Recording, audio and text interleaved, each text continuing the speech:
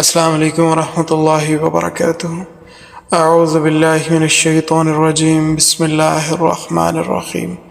اللہم صلی وسلم علی نبینا محمد صلی اللہ تعالی علیہ وآلہ وسلم۔ عزیزان من، اللہ رب العالمین کی توفیق سے آج ہم سورۃ الشمس کا مطالعہ کریں گے۔ مکی سورہ ہے، 26ویں نمبر پر نازل ہوئی، 1 رکوع اور 15 آیات پر مشتمل ہے۔ مفسرین کرام بیان فرماتے ہیں کہ اللہ رب العزت نے 11 قسمیں کھا کر یہ مضمون سمجھایا ہے، اور بعض مفسرین کا خیال یہ ہے کہ 11 نہیں 7 قسمیں کھا کر اللہ رب العالمین نے اس مضمون کو سمجھایا ہے، اور قرآن کریم کے اندر اس سے زیادہ کسی اور مضمون کو سمجھانے کے لیے اتنی قسمیں نہیں اٹھائی گئیں۔ اللہ تعالیٰ کی مخلوق میں سے سورج بھی بہت بڑی شے ہے، بہت بڑی مخلوق ہے، اس کے فائدے سے کوئی شخص بے خبر نہیں ہے، اسی لیے اللہ جل وعلا نے اس کی قسم اٹھائی ہے۔ فرمایا والشمس وضحاها، قسم ہے سورج کی اور اس کی روشنی کی۔ ایک سورج کا وجود ہے، سورج کا جسم ہے کہ وہ بھی بہت بڑا ہے، اور اس کی روشنی اور حرارت، رب تعالیٰ نے سورج کی روشنی، حرارت اور اس کی تپش کے ساتھ بہت سارے فوائد جوڑ رکھے ہیں۔ انسانوں اور حیوانوں کی صحت ہے، فصلوں کو نشو و نما ہے، پھلوں کا پکنا وغیرہ ہے۔ والقمر اذا تلاہا، اور قسم ہے چاند کی جب وہ سورج کے پیچھے آتا ہے، یعنی سورج اپنا سفر مکمل کرتا ہے مشرق سے لے کے مغرب تک، اور پھر غروب ہوتا ہے، اور اس کے غروب ہونے کے بعد چاند کی روشنی نمودار ہوتی ہے، وہ اپنی چمک دمک دکھاتا ہے۔ والنہار اذا جلاہا، اور قسم ہے دن کی جب وہ سورج کو روشن کرتے۔ روشن تو سورج کرتا ہے نا، لیکن جو دن چڑھتا ہے سورج کی روشنی اور زیادہ نمایاں ہوتی ہے، تو سورج کی روشنی زیادہ محسوس ہوتی ہے، اس سبب سے دن کی طرف نسبت کی گئی ہے۔ واللیل اذا یغشاہا، اور قسم ہے رات کی جب وہ سورج کو ڈھانپ لیتی ہے۔ رات جب آتی ہے تو اندھیرا چہار سو پھیل جاتا ہے، تو اللہ تعالیٰ کی قدرت کے نمونوں میں سے سورج، چاند، دن اور رات یہ بہت اہمیت کے حامل ہیں۔ والسماء وما بناہا، اور قسم ہے آسمان کی اور اس ذات کی جس نے آسمان کو بنایا۔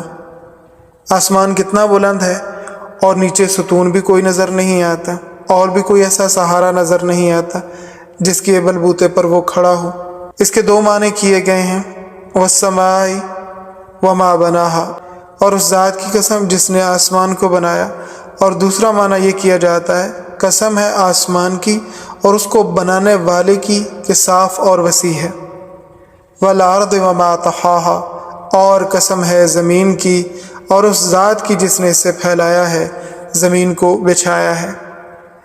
ماہرین لکھتے ہیں کہ زمین کے 100 حصوں میں سے 29 حصے خشکی کے ہیں اور 71 حصوں پر پانی ہے، لیکن یہ 29 حصے آدمی طے کرتے کرتے تھک جاتا ہے، حتیٰ کہ وہ جہازوں میں بھی سفر کرے تب بھی تھک جاتا ہے۔ اتنی وسیع کائنات اللہ رب العالمین نے بنائی، اور اس سے سمندر کی لمبائی اور چوڑائی کا اندازہ خود لگائیے کہ 29% جو خشکی ہے اس کا سفر جہازوں پہ کرنے پر بھی انسان تھک جاتا ہے، تو سمندروں کی لمبائی اور چوڑائی کتنی ہوگی۔ اور یہ بھی علماء سے سنا ہے کہ یہ سمندر اور اس جیسے 7 اور سمندر ہوں، سارے کے سارے سیاہی بن جائیں، انسان، فرشتے، جنات، تمام کائنات رب تعالیٰ کی تعریف لکھنے لگ جائے، یہ 8 سمندروں کی سیاہی ختم ہو جائے گی، لیکن رب تعالیٰ کی تعریف ختم نہیں ہوگی۔ وہ بڑی عظمتوں والا رب ہے، اور ہمارے ساتھ اس کے رحم کا کیا معاملہ ہے۔ ایک بول پہ ہمارا رب ہماری بات کو سنتا ہے، ایک بول پہ ہمارا رب ہماری طرف متوجہ ہوتا ہے۔ وہ بول ہم زبان سے ادا کریں، وہ بول ہم دل میں بولیں، وہ بول خیال کی صورت میں اپنے ذہن کے اندر سوچیں، ہمارا رب اس چیز کو سنتا ہے، جانتا ہے اور اس کے اوپر متوجہ ہوتا ہے۔ ہمارا رب ایسا رب ہے جو سینوں کے رازوں سے بھی واقفیت رکھتا ہے، وہ سرگوشی بھی سنتا ہے، وہ اونچی آواز کو بھی سنتا ہے، وہ ذہن میں پیدا ہونے والے خیال کو بھی سنتا ہے۔ اتنی بڑی طاقت والا، اتنی بڑی قدرت والا رب صرف ایک بول کے اوپر بھی متوجہ ہوتا ہے۔ ایسے رب کو ناراض کرنا چاہیے؟ قطعی نہیں۔ تو فرمایا قسم ہے زمین کی اور اس ذات کی جس نے اس کو بچھایا پھیلایا، ونفس اور قسم ہے نفس کی، وما سواہا اور اس ذات کی جس نے اس کو درست کیا۔ جہاں جس چیز کو لگنا چاہیے تھا وہیں لگائی، جہاں ہاتھ لگنے چاہیے تھے وہیں پر ہاتھ ہیں، جہاں پاؤں کو لگنا چاہیے تھا وہیں لگے ہیں، جہاں آنکھیں ہونی چاہیے تھی وہیں پر ہیں، اور جہاں ناک کی جگہ تھی اسی جگہ پر ناک کو لگایا، اور کانوں کی جگہ پر ہی کان موجود ہے، اور لگائے بڑے تناسب کے ساتھ ہیں۔ جس طرح انسان کو درست کیا اسی طرح حیوانات کو بھی بڑے خاص طریقے اور اعتدال کے ساتھ پیدا فرمایا۔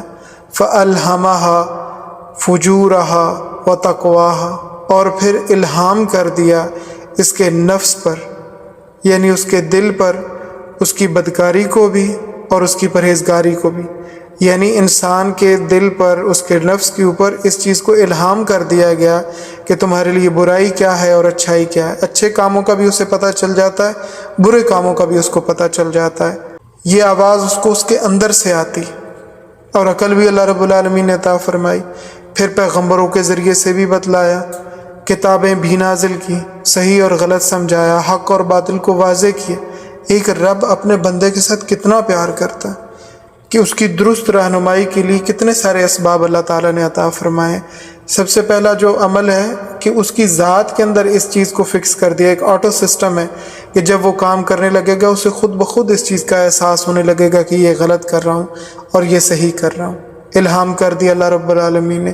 دوسرے نمبر پہ اللہ تعالیٰ نے اس کی رہنمائی کے لیے انبیاء کو مبعوث فرمایا، پھر کتابیں نازل کی، اور کتابوں کے اندر جو علم دیا گیا ان کو عملی طور پر انبیاء نے اپنی قوموں کو، اپنی امتوں کو کر کے سمجھایا پریکٹیکلی۔ پھر انسان کو اللہ تعالیٰ نے عقل بھی عطا فرمائی۔ پھر ہر زمانے میں اہل حق کو اللہ رب العالمین نے کھڑا کیا جنہوں نے لوگوں تک حق پہنچایا۔ دنیا کا کوئی خطہ ایسا نہیں ہے جہاں تک حق کی آواز بلند کرنے والے موجود نہ ہوں۔ حضرت صلی اللہ تعالیٰ علیہ وآلہ وسلم نے ارشاد فرمایا، لا تزال طائفة من امتی ظاہرین علی الحق لا یضرهم من خالفهم۔ میری امت میں سے ایک گروہ حق پر ڈٹا رہے گا اور ان کی مخالفت کرنے والے ان کا کچھ بھی نہیں بگاڑ سکیں گے، یہاں تک کہ اگر کوئی مفاد پرست ٹولہ ان کے ساتھ جڑ جاتا ہے اور پھر وہ الگ ہو جاتا ہے جب ان کے مفاد پورے نہیں ہوتے، تو ان کی علیحدگی کی وجہ سے بھی ان کا کچھ نقصان نہیں ہوگا، وہ پھر بھی اپنے دعوت کے پیغام کے ساتھ جڑے رہیں گے، ڈٹے رہیں گے۔ اور اگر اندر سے کوئی ریشہ دوانیاں کرنے والی تحریک چلانا شروع کر دیتے ہیں، ان کا کچھ نقصان نہیں ہوگا اس چیز سے بھی، وہ پھر بھی حق پر ڈٹے رہیں گے۔ اور پھر اسی گروہ کا آخری حصہ حضرت عیسیٰ علیہ السلام کے ساتھ مل کر کافروں کے خلاف لڑے گا، اور یہ حق کا گروہ قیامت تک قائم رہے گا۔ آج الحمدللہ زمین کے کونے کونے تک حق کی آواز پہنچی ہوئی ہے۔ دنیا کا کوئی خطہ ایسا نہیں ہے جہاں دعوت حق نہ پہنچی ہو۔